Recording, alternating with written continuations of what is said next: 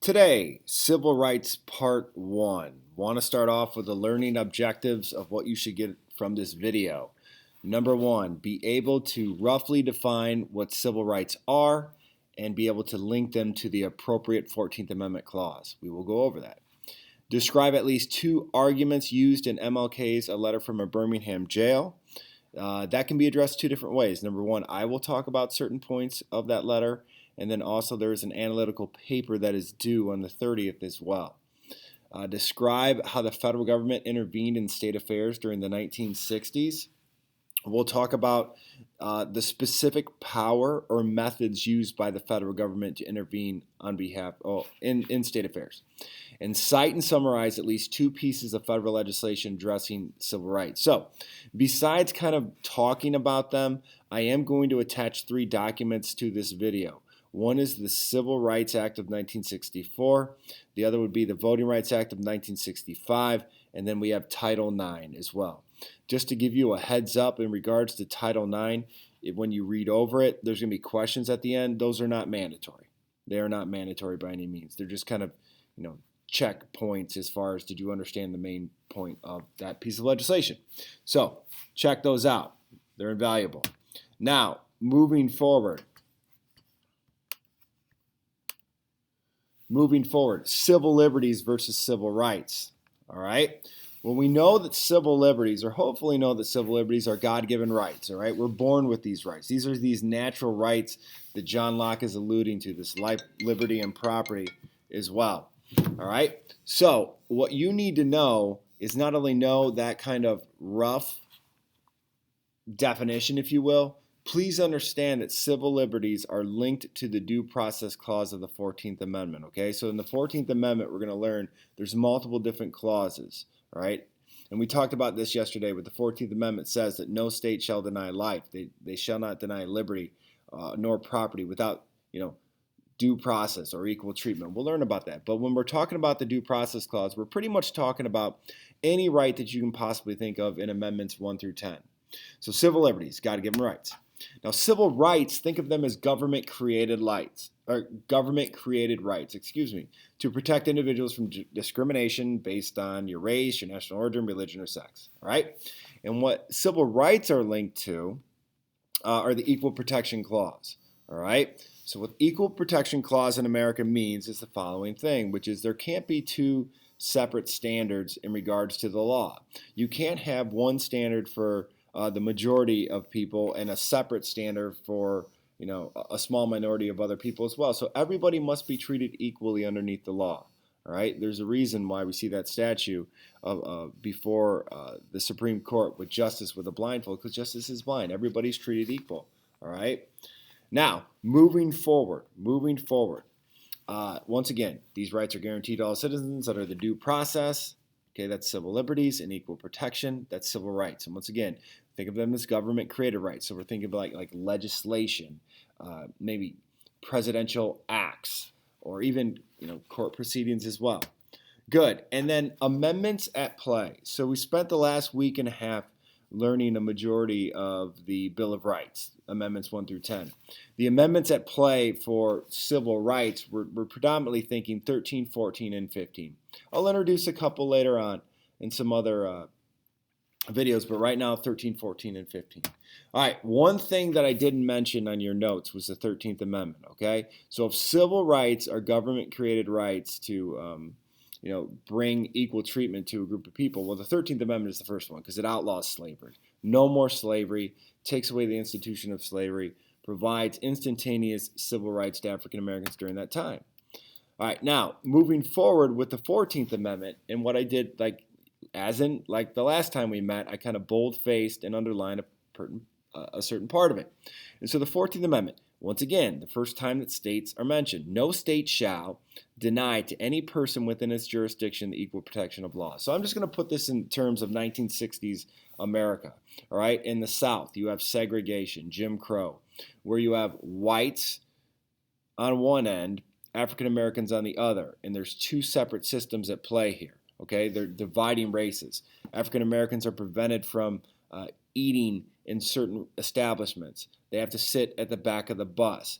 They're prevented from sitting certain places in a theater or attending, or attending plays and things like that as well. So there's two separate standards. What the Equal Protection Clause it says that is unconstitutional. Okay, you can't have two separate standards at play. You can't have a law system for white people and then a completely separate different system for African Americans. Everybody is treated equally underneath the law. And so that's why that's at play. Now, the 15th Amendment is just kind of what it sounds like. It's providing voting rights for African American men. All right? So all this can be condensed down to providing voting rights for African American men. All right, so civil rights leadership. Here's what you got to understand about civil rights is I started with the 1960s, 70s with, women.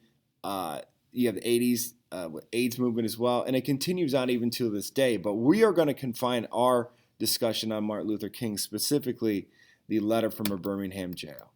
All right, now speaking of that, the letter from a Birmingham jail, understand this, that overall this letter is written by Martin Luther King to a newspaper editor to kind of get out their views to justify why they're performing civil disobedience. And so civil disobedience is non-violently protesting against laws. Okay, so what are we thinking? We're thinking marches, we're thinking sit-ins, we're thinking protests, we're thinking boycotts as well. All right, so that's what they're doing. He's writing this letter to justify why African Americans are performing these actions. And so why Birmingham? Because if you looked at America, specifically the South in the 1960s, and tried to pinpoint the most racist city in America, Birmingham would be right up at the top, if not the top.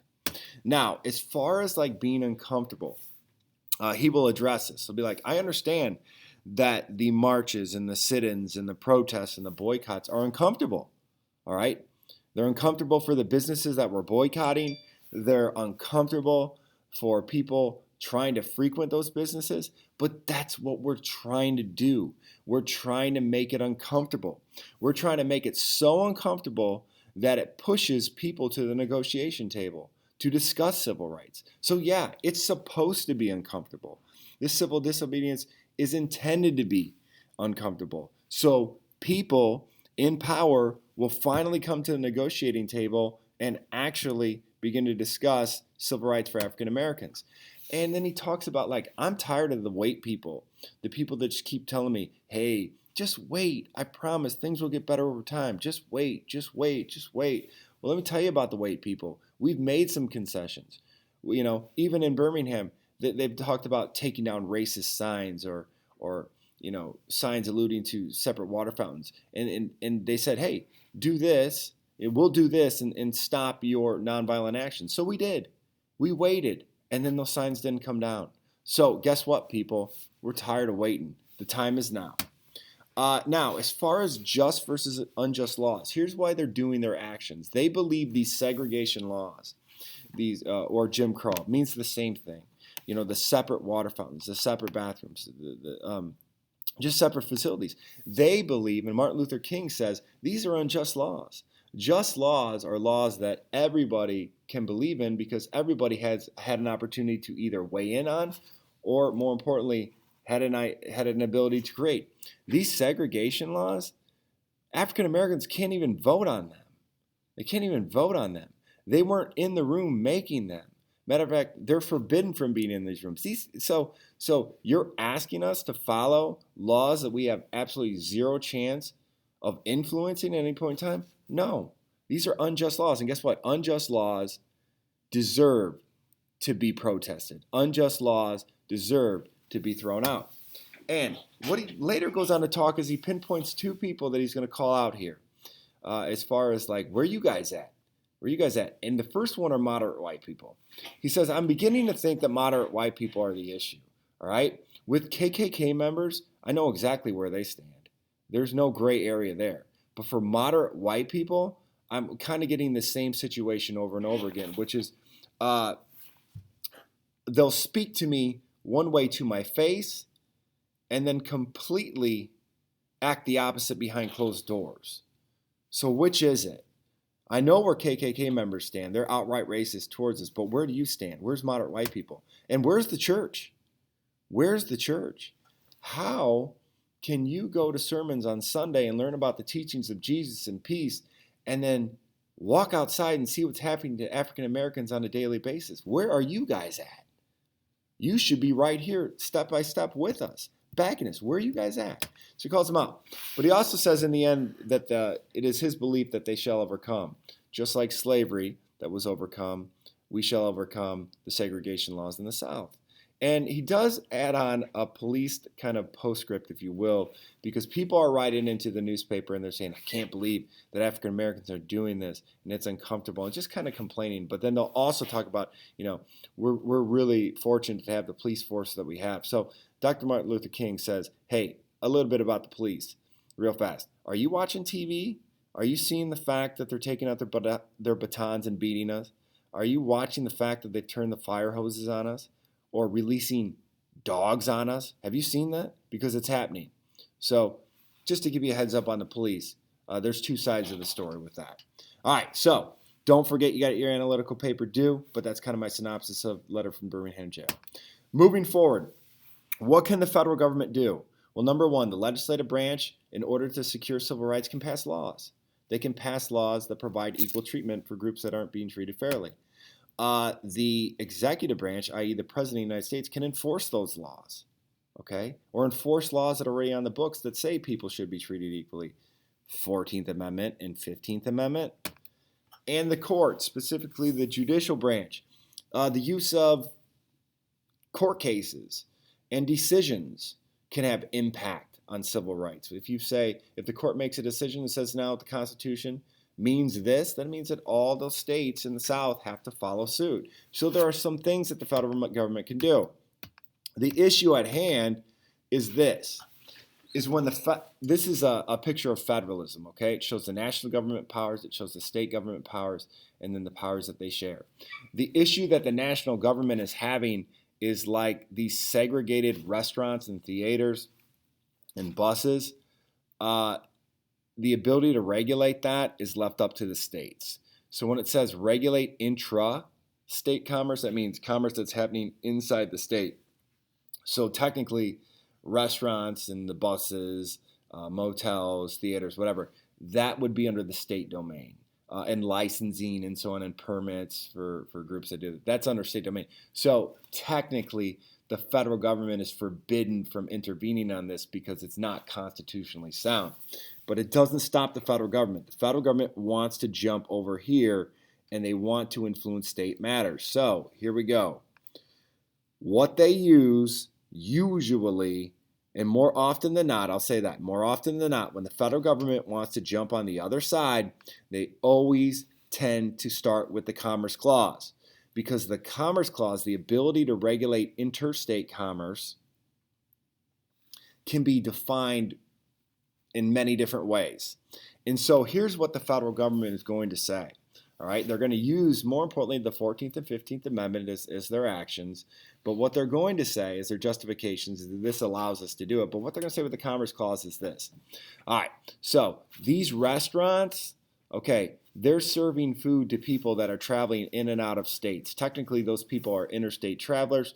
They might have commerce with them, specifically truck drivers. That gives us the ability to tell those southern restaurants you can't segregate based on race. Okay? These motel hotels that are forbidding African Americans from staying at them, well, they house interstate travelers, people traveling from state to state. Okay? That might bring with them commerce. All right? That also allows us now to intervene and tell those hotel motels you can't segregate as well. Think of any institution that is being segregated. These buses, they're actually traveling between states, delivering people and transporting people between states, okay? That's interstate travel. Those are that's interstate commerce, okay? So that's regulating, to us, that's regulating regulating interstate commerce. That's a very broad and generalized and very open interpretation of the Commerce Clause. But it works. And more importantly, it's backed up by the courts. Specifically because these southern states, when they hear that reasoning, they are actually going to sue the United States federal government and the federal system saying, you can't do this. This is your domain. And it goes all the way up to the Supreme Court, and the Supreme Court says, yes, you can. All right? So, federal government legislation that is attached to this post that I need you to take a look at, and it is very simple. I'm talking about a matter of maybe 2 minutes. Number one, the Civil Rights Act, which basically goes after segregation laws and virtually desegregates the South. Okay, so no more separate institutions, white, black. Okay. Number two, the Voting Rights Act. We talked about the 15th Amendment, upholding one's right to vote. All right, upholding one's right to vote, specifically African American men. The Voting Rights Act does that many different ways. I want you to take a look at that. And then Title IX is a little bit later, okay, in the 1970s, which deals with equality in the education system as well, and deals with it. So these are all pieces of federal legislation intended to provide civil rights. So remember, civil rights, government-created rights. And I want to tell you, with the fight for civil rights will continue, right? It just didn't stop in the 1970s, like in the 1960s, excuse me. In the 1970s, we have the National Organization for Women and the Women's Rights Movement, okay?